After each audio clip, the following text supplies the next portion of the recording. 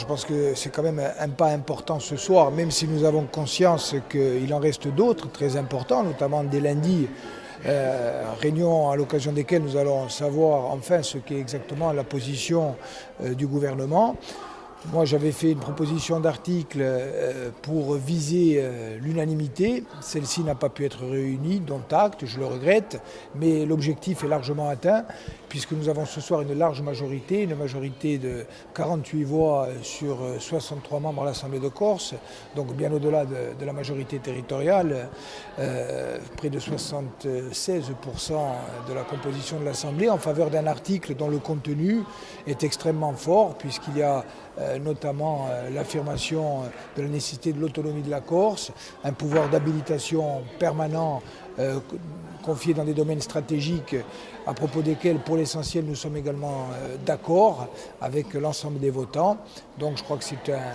politiquement, c'est un moment important et nous avons conscience qu'il va falloir continuer. Nous affirmons qu'il aurait fallu chercher un consensus plus large et aller vers un vote à l'unanimité en rejoignant la proposition du président de l'exécutif initial qui, à mon avis, permettait ce consensus. Ce consensus-là n'a pas eu lieu aujourd'hui, c'est dommage, mais nous avons quand même voulu à la fois valider des points qui sont convergents entre beaucoup de groupes de cette Assemblée et à la fois aussi marquer notre différence par rapport à ce qu'a présenté l'exécutif à la fin, puisqu'il est revenu notamment sur le chiffre de cet article. Et pour nous, notre volonté d'afficher le 72-5 est importante parce qu'on sent que c'est un point consensuel vis-à-vis du gouvernement et de la représentation nationale. Nous avons voulu entendre aussi ce qu'a dit la ministre lors de nos différentes réunions, à savoir qu'elle ne souhaitait pas voir un affichage trop important de compétences transférées à la collectivité de Corse. Donc nous nous sommes inscrits dans ce qui est notre ADN, par rapport à notre campagne territoriale, par rapport au discours de Fouriane, par rapport au discours de l'Albor du président de la République et par rapport aux discussions que nous avons eues avec le gouvernement. Nous avons milité pour que aujourd'hui la voix de la Corse soit entendue à Paris, et qu'un dialogue apaisé entre la Corse et Paris puisse avoir lieu pour un consensus sur cet article constitutionnel. Je crois que nous avons assisté à des débats riches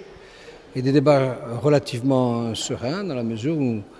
il y a eu à la fois l'expression de faits majoritaires et l'expression de la diversité. La diversité, c'est aussi la voix de l'opposition. Pour ce qui nous concerne de façon constante, nous avons toujours dit qu'il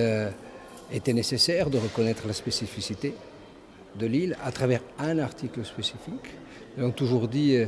que la Corse avait besoin que l'on adapte la loi là où la majorité voulait faire la loi. C'est ce qui fait une ligne de rupture assumée, revendiquée entre la majorité et la sensibilité que je représente. Et très clairement, ce soir, il y a bien deux tendances qui se dégagent. Celles et ceux qui veulent aller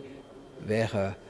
l'habilitation permanente, c'est-à-dire la capacité à produire, à faire la loi, et puis celles et ceux qui veulent aller, comme nous, vers ce qu'on appelle l'adaptation de la langue, considérant que c'est suffisant pour faire valoir ce qui nous distingue et en même temps ce qui nous rassemble avec les autres régions de France.